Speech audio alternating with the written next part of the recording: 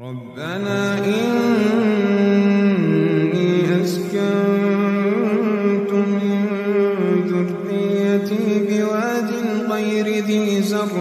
عند بيتك المحرم ربنا ليقيموا الصلاة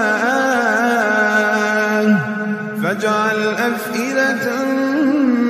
من الناس تهوي إليهم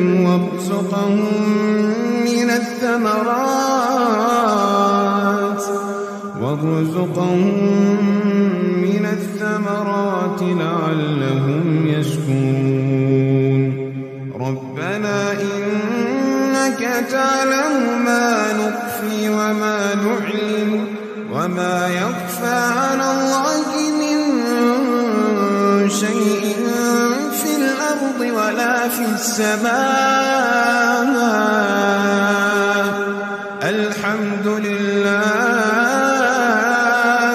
الحمد لله الذي وهب لي على الكبر إسماعيل وإسحاق إن ربي لسميع الدعاء رب اجعلني مقيم الصلاة ومن ذريتي ربنا وتقبل دعاء